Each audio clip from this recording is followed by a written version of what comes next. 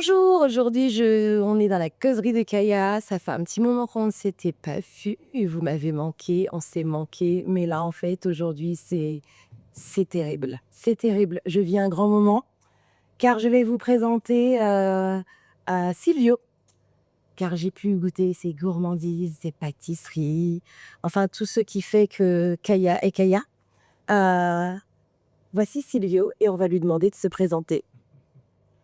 Bonjour Kaya, Silvio, donc Silvio James, créateur de Silvio James Pâtisserie depuis 2 ans maintenant. Ça fait 4 ans que je fais de la pâtisserie et je m'éclate aujourd'hui à faire aussi bien de la pâtisserie en faisant des créations autour des saveurs tropicales. Et j'accompagne aussi des élèves, des adultes en reconversion professionnelle dans le domaine de la pâtisserie qui veulent se former pour préparer le CAP pâtisserie. Super! Ah bah, du coup, il me semble que tu as déjà en fait répondu à ma première question qui était es-tu tombé dans la marmite à crème pâtissière quand tu étais petit, un peu comme Obélix ou un peu plus tard? En fait, voilà, comment est née cette passion justement pour la pâtisserie? Bah, de base, je suis un bec salé. C'est-à-dire que j'aime manger uniquement salé. Le matin, petit déjeuner, c'est salé. Le goûter, c'est du salé.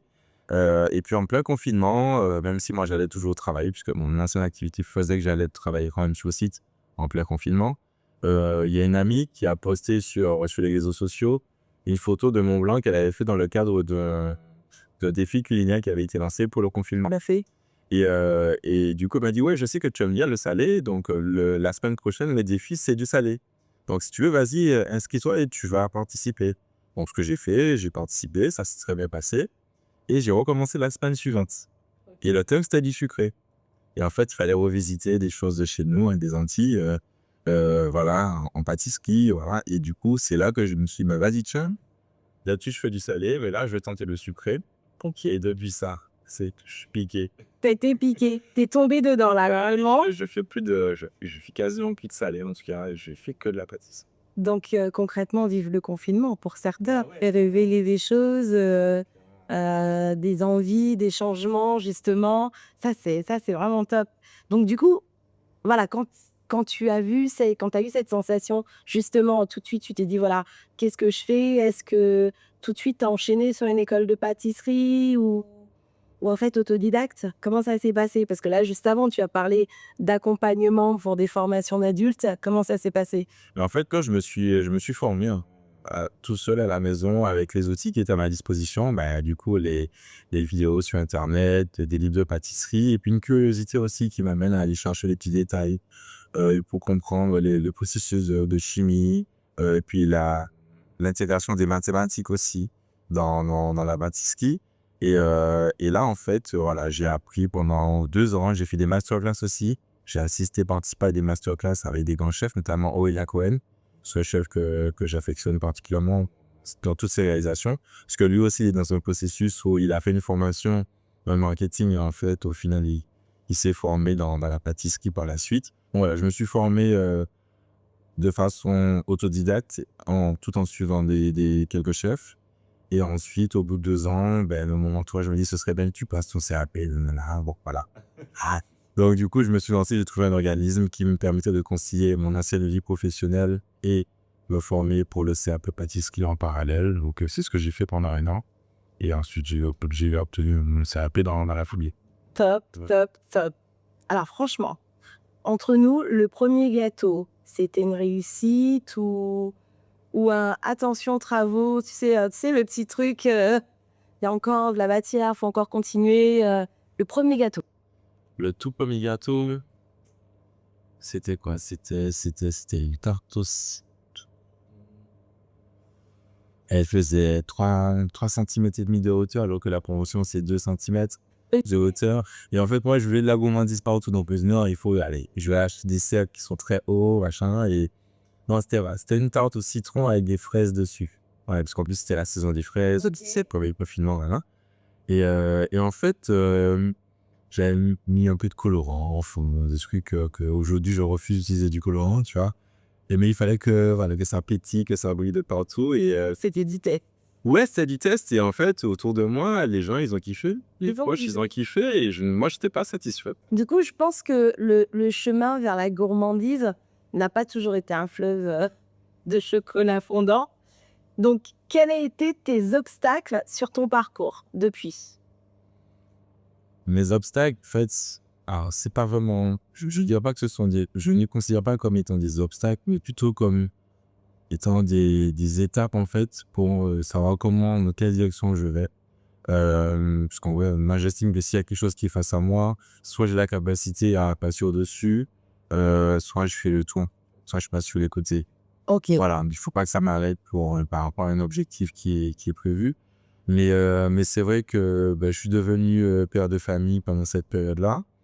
Donc il a fallu en fait jongler entre cette nouvelle casquette de père de famille, mon travail à côté et ma passion pour la pâtisserie. Donc c'était vraiment ça le plus gros équilibre à trouver.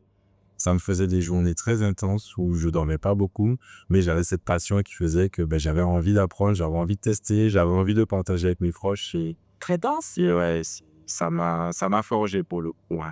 Donc, du coup, aujourd'hui, en fait, est-ce que tu arrives à allier justement la passion, la vie perso, et puis maintenant aussi avec les boutiques dont on va parler? Est-ce que tu arrives à habiller en fait ces 3 choses-là, voire plus? Disons que réussir à faire plusieurs choses en même temps pendant une certaine période, c'était bien. Quand j'étais en plein dedans, je me suis dit: «Il faut que j'y arrive» et finalement ça s'est bien terminé. Une fois que maintenant j'ai pris des décisions où je n'ai que mon activité de pâtisserie, je me dis: «Mais comment j'ai fait avant?» et qu'en fait, j'ai pas forcément envie de retomber dans ce schéma où, en fait, les journées elles durent 24 heures de base, mais en fait, je dors 12 heures par nuit, c'est pas normal. C'est à un moment donné, le corps, il envoie des alertes, c'est ça. Voilà, donc aujourd'hui, non. Aujourd'hui, je préfère me concentrer sur cette activité qui me passionne et avoir aussi du temps pour mes proches, ma famille.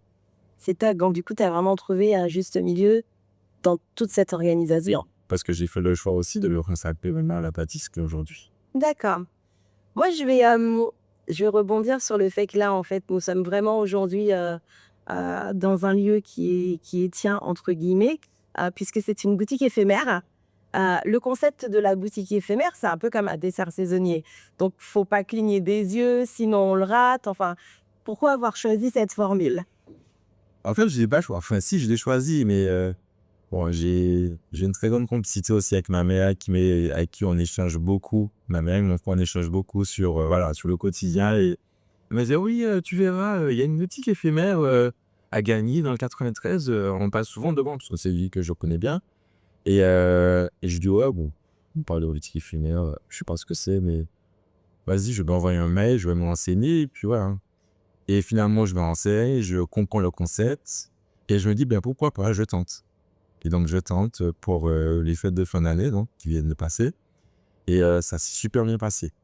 Et en fait, on se rend compte que les clients, on crée de la nouveauté, donc ils ont pas l'habitude, donc ils viennent, ils testent, ils sont contents, ils ont une semaine, des fois plus, pour revenir, C'est ça. voilà, se faire de nouveaux plaisirs et puis ensuite on disparaît et puis ensuite on revient peut-être 2 mois, 3 mois, 4 mois, 5 mois après. Tu crées le manque, hein. Voilà, bon, je confirme, tu crées le manque. Et du coup, je me suis dit: «Ah, on tient peut-être quelque chose, hein. Ah tiens, on va voir», et c'est là que je me suis renseigné sur le fait qu'il y ait des boutiques éphémères un peu partout, en Île-de-France. Et donc voilà, aujourd'hui, je suis à la recherche de boutiques, qui peuvent nous accueillir pour, voilà, dupliquer ce concept. Super. Voilà. Donc potentiellement pas de boutique, physique à plein dedans, non, Ouais, il y a voilà ça. Voilà, c'est un concept qui me plaît bien et qui me permet aussi, voilà, de créer de la nouveauté dans les endroits où on va se positionner. Et puis voilà, mine de rien, aujourd'hui, voilà, je suis auto-entrepreneur, enfin micro-entrepreneur. Donc, les réalisations, elles sont faites par moi. Je suis aidé par mes proches, notamment pour tout ce qui est le reste, la gestion de la communication, le marketing, etc. Mais la production, c'est moi pour l'instant. Donc, et ça, c'est compliqué en même temps. Enfin, c'est un véritable challenge, en fait, de pouvoir fournir une certaine production pour une semaine en étant tout seul. non, mais là, on te donne la force parce qu'on aime vraiment ce que tu fais, sincèrement. Moi, j'ai envie de te poser des questions sur, tes inspirations. Hem, j'ai presque envie de dire qui ou quoi allume la petite flamme de créativité dans ton four intérieur? Et sauver également en France. Tes souvenirs. Ouais, clairement. Et comme moi, j'ai grandi en Martinique je suis à mes 19 ans. Et on en parlait un peu tout à l'heure, en prof. Et mon père, il a un jardin créole qu'il a annoncé il n'y a pas si longtemps que ça. Mais en réalité, j'ai grandi dans le jardin de mon père, il y avait un cacaoyer, en fait. C'est ce que tu nous disais tout à l'heure. En effet. Et en fait, on jouait au football avec mon frère à côté du cacaoyer et on voyait les cabosses qui se faisaient manger par les oiseaux, mais elles tombaient parce qu'elles étaient sèches. Ah, voilà, et sans plus. Quelle anecdote de vie. Mais ouais, et aujourd'hui, ça m'a dit, quand je vois le prix du cacao et quand voilà, qu'on essaie de développer une filière cacao pour faire notre propre chocolat, je me dis, mais pendant toutes ces années, on avait un cacaoyer qui était là et on regardait les oiseaux manger les cabosses, pas. Et si je peux me permettre, tu as aussi lancé ton père dans la fabrication de son bâton de chocolat. Il le faisait déjà un petit peu, mais je l'ai poussé aussi à aller un peu plus loin et à planter d'autres plants. Que tu utilises Ouais. dans tes créations également. Et ça, c'est vraiment un petit big up à papa. Ça, c'est top. Hein. Vraiment, par rapport à tes créations fétiches, justement, je pense que tout ça, on va revenir dessus, mais est-ce que du coup, on est plutôt team tradition qui rassure ou plutôt innovation qui surprend et fait lever les sourcils? Ouais. Moi, j'aime bien sortir de ma zone de confort. J'aime pas quand c'est tout tracé. J'aime pas faire comme les autres non plus. Et puis, des fois, il y a des choses, j'ai des idées qui me passent par la tête. Et puis, je me dis, bon, mais tiens, vas-y, je vais tenter, je vais voir ce que ça donne. Des fois, c'est raté. Des fois, c'est pas bon. Ou le premier jet, il est pas top. Et puis, je vais travailler dessus et puis le faire évoluer.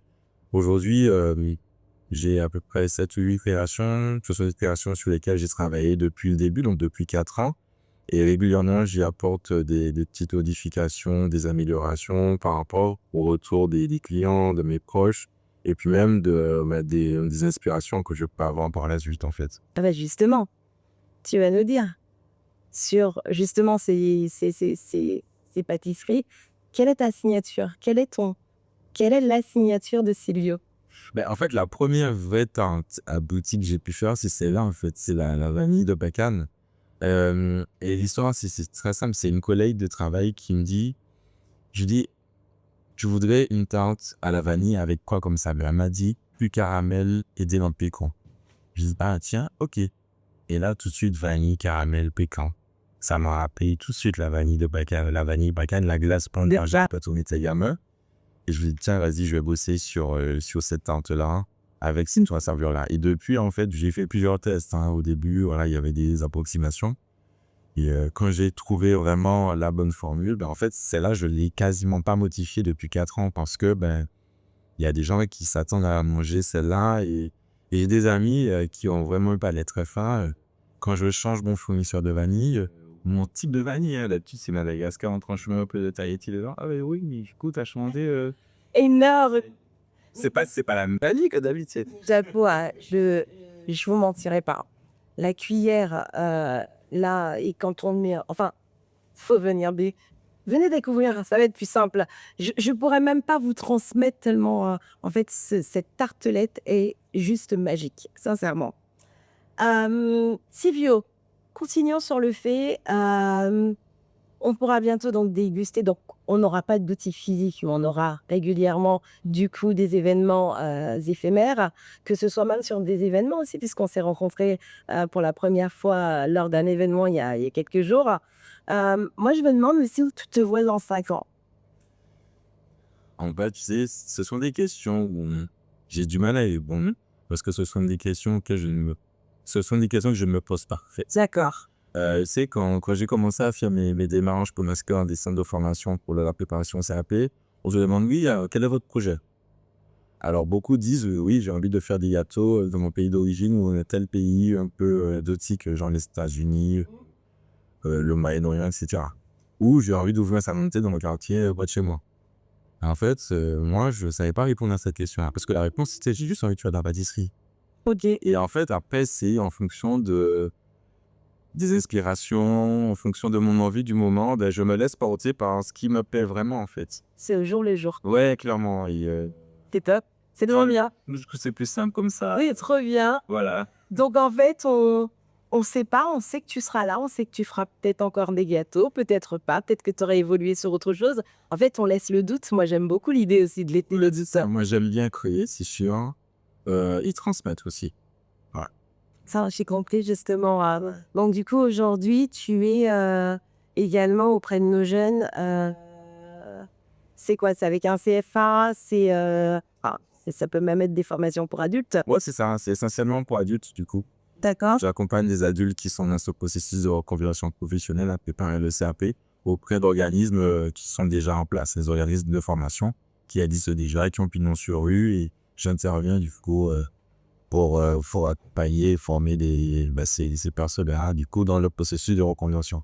Ah, c'est super. Ouais, franchement, ce côté transmission, moi, je valide et de partage, je valide. Ben justement, quel conseil tu donnerais à ceux qui rêvent de se lancer, tout âge confondu? En fait, à partir du moment où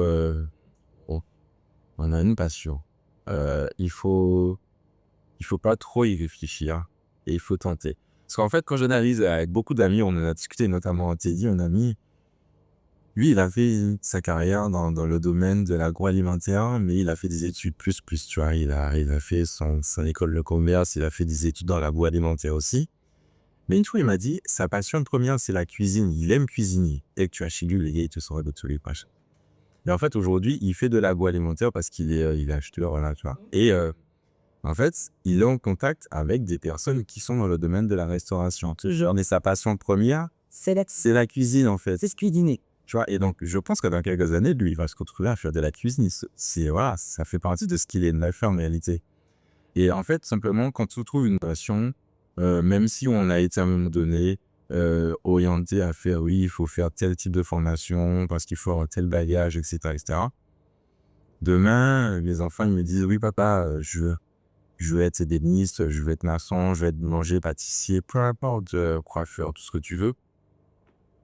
Qui commence sa formation dès 16 ans, là, ça me pose aucun problème parce que dès lors que tu es en plus sur des métiers qui sont d'apprentissage et qui sont manuels, ben, souvent, tu as un accès à l'emploi qui est facilité, tu as des conditions de vie, enfin, un avenir qui est tracé beaucoup plus facilement qu'une personne qui va aller faire du droit, par exemple.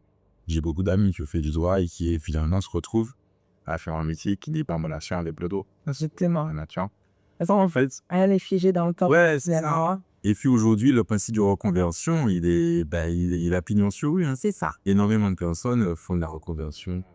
C'est ça. On n'est plus figé comme nos parents sur, entre guillemets, un job pour toute la vie. On est d'accord. Et c'est ce qui est intéressant, c'est cette souplesse qu'on a aujourd'hui de se dire, ok, on a commencé tel domaine, mais on a ensuite changé et c'est ok. Et c'est OK. Exactement. Si tu étais un dessert, lequel serais-tu? Attends. Et attention, pas le droit de dire tout le menu, hein. Juste un. La tarte amandine avec des pois ou sinon avec des myrtilles. Oh, valide. Ouais, ça c'est vraiment... et la madeleine aussi. Ouais. On a goûté les madeleines ce matin. Nous, on a goûté les madeleines ce matin. Tu vois, ce sont des choses qui sont très simples et des fois, quand je vais dans des boulangeries, je prends une tarte amandine. Ouais, la simplicité. Ouais, est-ce que j'aime ça? La crème d'amande, j'aime ça. Bon, bah alors CG va nous faire goûter en fait sa création de la tarte amandine, un de ces quatre. J'en ai même pas en fait, en vrai. Ah ben, J'en ai pas. je t'ai donné une idée. Faudrait peut-être que tu nous en fasses deux. C'est vrai, c'est vrai. Tes petits rituels en cuisine? Musique, mantra ou simple bonne humeur? Ouais, Musique. Musique. des podcasts, pas des podcasts, tu sais, les mix là qu'on a sur Spotify, SoundCloud. SoundCloud, pareil, à celui de Society, j'ai rien dit qu'on écoute. Oui. Avec Jason là qui est sorti, j'ai déposé ça là. Ouais, c'est beaucoup ça, un peu d'artistes de chez nous aussi en mode Spotify. Super, on valide. Dernière question de la tentation. Est-ce que tu laisses la dernière part du gâteau ou tu fais semblant d'hésiter en espérant secrètement qu'on te la propose? Je laisse la dernière part du gâteau parce qu'en vrai, mes créations, je les mange très rarement avec ces dernières. Par exemple, une création, enfin une pâtisserie individuelle, j'en ai rarement mangé une entière en fait. D'accord. Je partage. Tu goûtes. Ouais, je goûte les préparations les unes les autres, mais dans la globalité, c'est rare que je... En fait, j'ai des palais autour de moi, mes proches, et eux, ils sont tellement sans filtre et catégoriques que Si c'est validé par ce palais-là, ce sera validé par quasiment tous les palais parce qu'ils sont très, très, très, très exigeants. D'accord. Donc, manger un gâteau, c'est rare que je mange un de mes gâteaux entiers. Super. Alors, je vais te laisser le petit mot pour nos auditeurs, juste ici. Je te laisse dire ce que tu as envie de dire à nos auditeurs qui nous ont suivis. Ben écoute, déjà, merci pour ton invitation, Elliot, parce que c'est très cool. On a fait connaissance il n'y a pas si longtemps que ça. Et comme je te disais tout de suite, voilà, ça a matché. C'est vraiment très agréable. Moi, je dis merci Célio de nous avoir accueillis dans cet espace éphémère. De toute façon, moi, je vais revenir toute la semaine, c'est sûr. Je suis trop gourmande. Merci à vous de nous avoir écoutés, d'avoir pris ce temps. J'espère que votre TPI était doux comme d'habitude. Nous, la chance qu'on avait, c'est qu'on a les pâtisseries de Célio.